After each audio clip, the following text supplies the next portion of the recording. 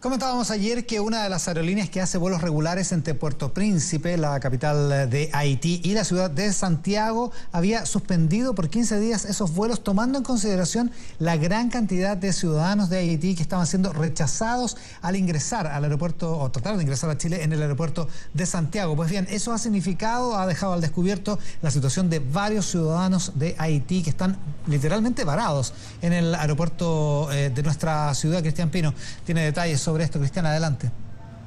Claro, Iván, ¿cómo estás? Muy buenas tardes. Y porque no los han dejado entrar a nuestro país, y la justificación por parte de la PDI ha sido que no hay corroboración concreta en términos del lugar donde se van a quedar estos 171 haitianos puntualmente que están dentro del aeropuerto internacional, porque las reservas hoteleras, a juicio de la policía, son falsas y que coincidieron todo este grupo de haitianos con que tenían el mismo lugar de alojamiento. Entonces eso se tradujo en sospecha y puntualmente no los dejaron entrar. Ahora, ¿por qué están ahí? Es parte de la interrogante, es obligación, de acuerdo a la legislación, en que las líneas aéreas tienen la obligación, cuando no permiten el ingreso al país, devolverlos hacia su lugar de origen. Queremos conversar de este tema, pero también en general de lo que ha significado los últimos acontecimientos. Esto se suma, por ejemplo, al video que salió hace un par de días, cuando se graba la bajada de un grupo de haitianos también que llegan a nuestro país y que levantó bastantes críticas dentro de Twitter puntualmente.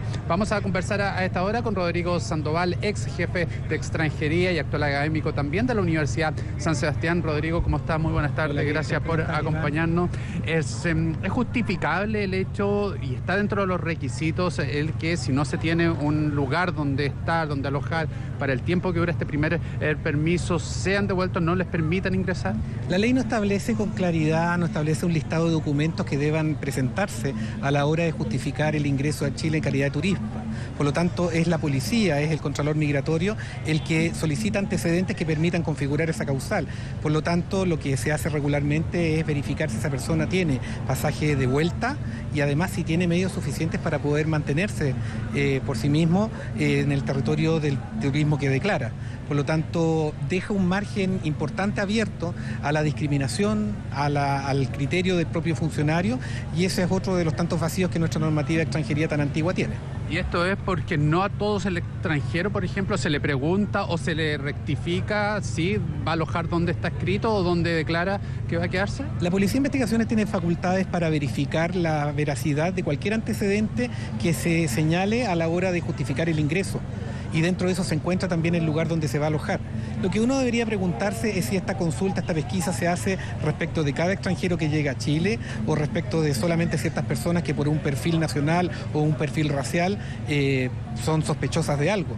Y justamente esa es una de las razones por las cuales uno cuestiona bastante el que la Contraloría Migratoria, la persona que verifica el ingreso de las personas al territorio nacional, deba o no ser policial.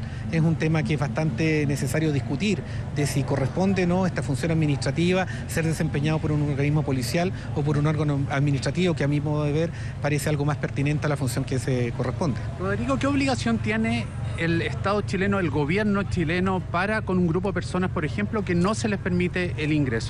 Aquí hay que distinguir entre cuál es la causal por la cual se produce esta inadmisión. Estas no son personas expulsadas, estas son personas inadmitidas, que nunca ingresan jurídicamente al territorio nacional. Hay que distinguir si la aerolínea omitió el examen de algunos de los documentos que debe exigir a los pasajeros antes de subirse al avión. Estamos hablando del pasaporte, estamos hablando de la visa, por ejemplo, en caso de que se trate de un país que la requiere para ingresar al territorio nacional. Sin embargo, además de esos documentos, existen otros requisitos que los extranjeros deben cumplir a la hora de ingresar y que la aerolínea no está en condiciones de verificar, como por ejemplo el lugar donde van a alojar, como por ejemplo si cuentan o no con dinero suficiente para estar, si alguno de ellos tiene antecedentes penales, cualquiera de esas razones que justifica que la Policía de Investigaciones no permita el ingreso de estas personas al territorio nacional, pero que no hace responsable a la aerolínea de haber subido a esas personas al avión.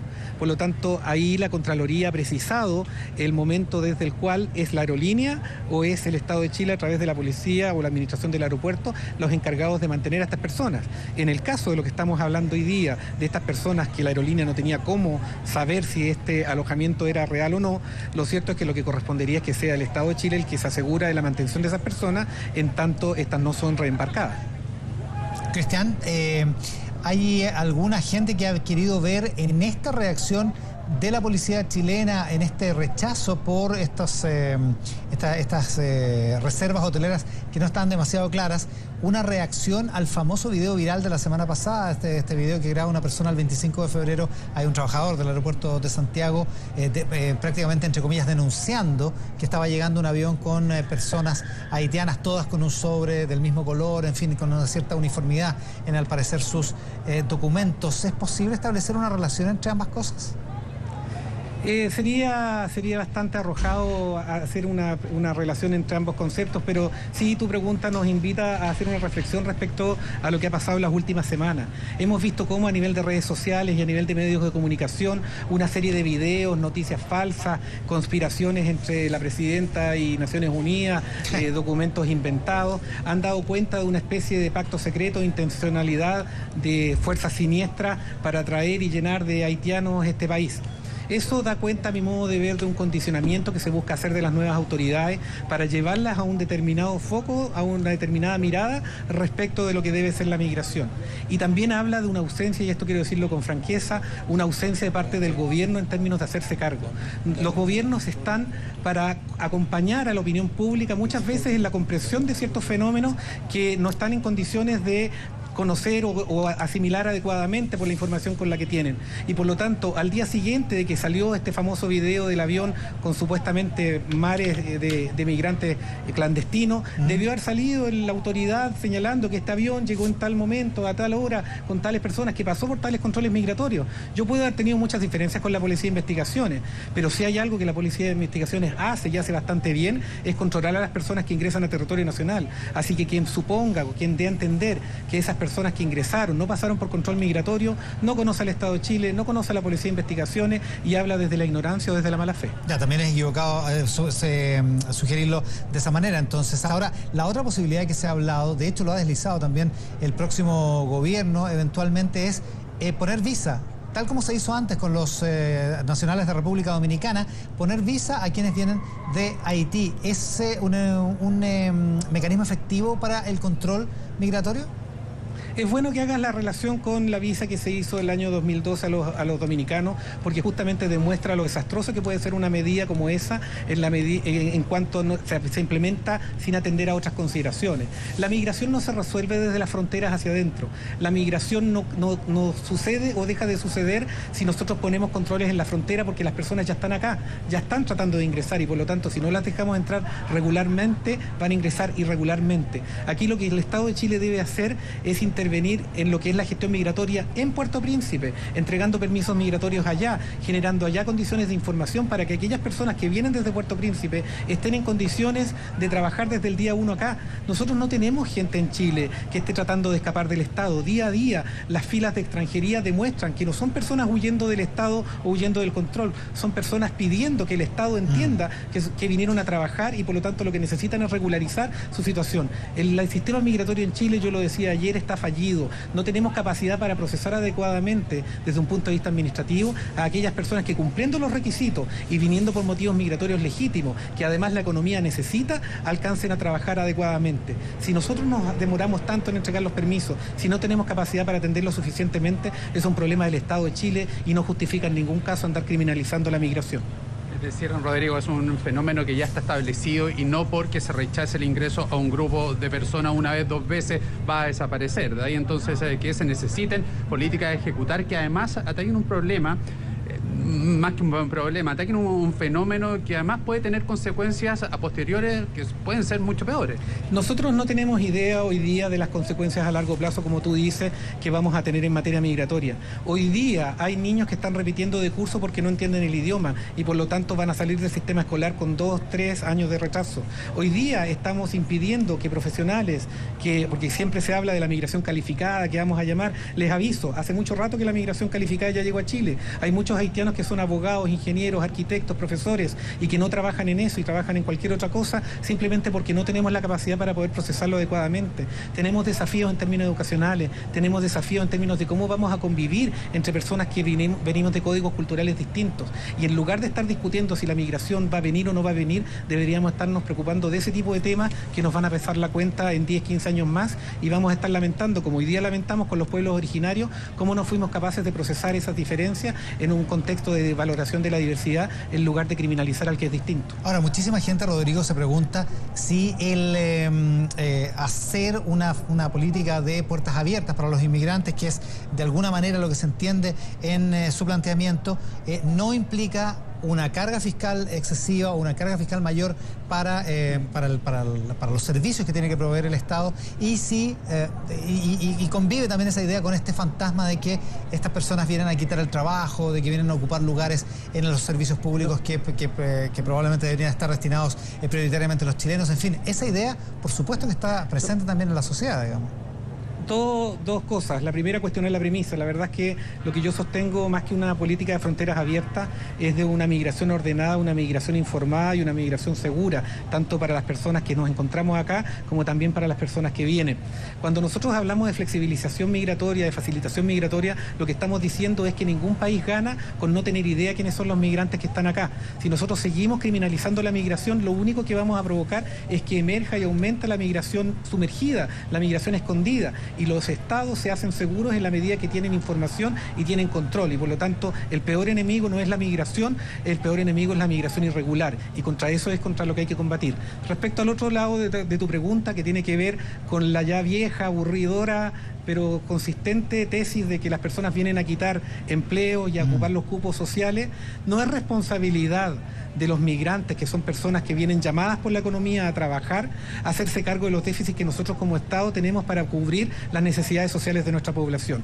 Es bastante vergonzoso cómo se estructura un discurso público a partir de la migración para justificar la ineficiencia de los servicios públicos en términos de cubrir adecuadamente las necesidades de una población que está en crecimiento, pero que se puede financiar absolutamente por los ingresos que tienen estas personas.